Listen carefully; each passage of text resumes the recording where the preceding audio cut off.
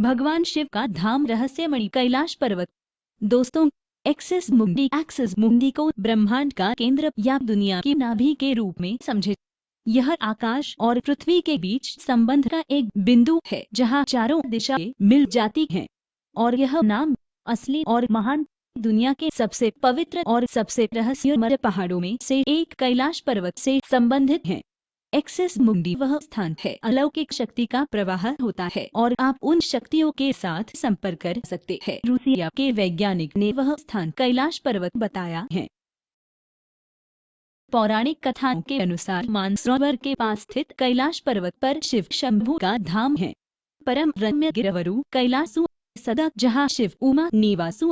आप ये तो जानते होंगे कि कैलाश पर्वत पर भगवान शिव अपने परिवार के साथ रहते हैं, पर ये नहीं जानते होंगे कि वह इस दुनिया का सबसे बड़ा रहस्यमयी पर्वत है, जो कि माना जाता है कि अप्राकृतिक शक्तियों का भंडार है। आइए जाने ऊंचाई और स्थिति। इस पवित्र पर्वत की ऊंचाई 6,714 मीटर है और यह पास की हिमालय सीमा की चोटियों जैसे माउंट एवरेस्ट के साथ रेस तो नहीं लगा सकता, पर इसकी भव्यता ऊंचाई में नहीं लेकिन उसके आकार में है। उसकी छोटी की आकृति विराट शिवलिंग की तरह है, जिस पर साल भर बर्फ की सफेद चादर लिपटी रहती है। कैलाश पर्वत पर चढ़ना निषिद्ध है, पर 11 सदी में एक तिब्बती बौद्ध योगी मिलारेपा ने इस पर चढ़ाई की थी।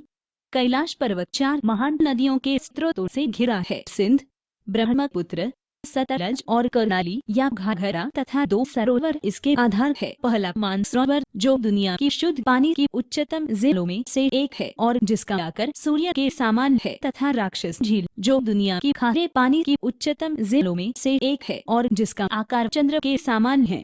मानसरोवर झील और राक्षस झील। मानसरोवर झील और राक्षस झील, ये दोनों झीलें सौर और चंद्र बल को प्रदर्शित करते हैं, जिसका संबंध सकारात्मक और नकारात्मक ऊर्जा से है। जब इन्हें दक्षिण की तरफ से देखते हैं तो एक स्वस्तिक चिन्ह वास्तव में देखा जा सकता है। चारों ओर एक अलौकिक शक्ति। कैलाश पर्वत और उसके आसपास के वातावरण पर अध्ययन कर रहे वैज्ञानिक जान निकोलाई रोमनोव और उनकी टीम ने तिब्बत के मंदिरों में धर्म गुरुओं से मुलाकात की। उन्होंने बताया, कैलाश पर्वत के चारों ओर एक अलौकिक शक्ति का प्रवाह होता है, जिसमें तपस्वी आज भी आध्यात्मिक गुरुओं के साथ टेलीपैथी संपर्क करते हैं। O3 की ध्वनि। पुराणों के अनुसार यहाँ शिव जी का स्थायी निवास होने के कारण इस स्थान को 12 ज्योतिर्लिंगों में सर्वश्रेष्ठ माना गया है। कैलाश बर्फ से सटे 22,028 फुट ऊंचे शिखर और उससे लगे मानसरोवर को कैलाश मानसरोवर तीर्थ कहते हैं और इस प्रदेश को मानस खंड कहते हैं। कैलाश मानसरोवर उतना ही प्राचीन है जितनी प्राचीन हमारी सृष्टि है। इस अलौकिक जगह पर प्रकाश तरंगों और ध्वनि तरंगों का समागम होता है, जो ओम की प्रतिध्वनि करता है। कैलाश का महत्व। पांडवों के दिग्विजय प्रयास के समय अर्जुन ने इस प्रदेश पर विजय प्राप्त किया था। युधिष्ठिर के राजसूय यज्ञ में इस प्रदेश के राजा ने उत्तम घोड़े, सोना, रत्न और याक के पुंज के बने काले और सफेद चामर भेंट किए थे। इस प्रदेश की यात्रा व्यास, भीम, कृष्ण, दत्तात्रेय आदि ने की थी। इनके अतिरिक्त अन्य अनेक ऋषि मुनियों के यहाँ निवास करने का उल्लेख प्राप्त होता है। कुछ लोगों का कहना है कि आदि शंकराचार्य ने इसी के आसपास कहीं अपना शरीर त्याग किया था। जब आती है मृदुंग की आवाज। गर्मी के दिनों में जब मानसरोवर की बर्फ पिघलती है तो एक प्रकार की आवाज भी सुनाई देती है। श्रद्धालु मानते हैं कि यह मृदंग की आवाज है। मान्यता यह भी है कि कोई व्यक्ति मानसरोवर में एक बार डुबकी लगा ले तो वह रुद्रलोक पहुंच सकता है। कैलाश पर्वत जो स्वर्ग है, जिस पर कैलाश शक्ति सदाशिव विराजे है, नीचे मृत्युलोक है। इसकी बाहरी परिधि 52 किमी है। मानसरोवर झील में है विष्णु का वास। मानसरोवर पहाड़ों से घिरी झील है, जो पुराणों में क्षीर सागर के नाम से वर्णित है। क्षीर सागर कैलाश से 40 किमी की दूरी पर है व इसी में शेष शैया पर विष्णु व लक्ष्मी विराजित हो पूरे संसार को संचालित कर रहे हैं। कैलाश पर्वत का दर्शन। कैलाश पर्वत को गण पर्वत और रजतगिरी भी कहते हैं। मान्यता है कि यह पर्वत स्वयंभू है। कैलाश पर्वत के दक्षिण भाग को नीलम, पूर्व भाग को क्रिस्टल, पश्चिम को रूबी और उत्तर को स्वर्ण रूप में माना जाता है। यह हिमालय के उत्तरी क्षेत्र में तिब्बत प्रदेश में स्थित एक तीर्थ है जो 4 धर्मों तिब्बती धर्म, बौद्ध धर्म, जैन धर्म और हिंदू का आध्यात्मिक केंद्र है। कैलाश पर्वत की परिक्रमा। इसकी परिक्रमा का महत्व कहा गया है। कैलाश पर्वत कुल 48 किलोमीटर क्षेत्र में फैला हुआ है। कैलाश परिक्रमा मार्ग 15,500 से 19,500 फुट की ऊंचाई पर स्थित है।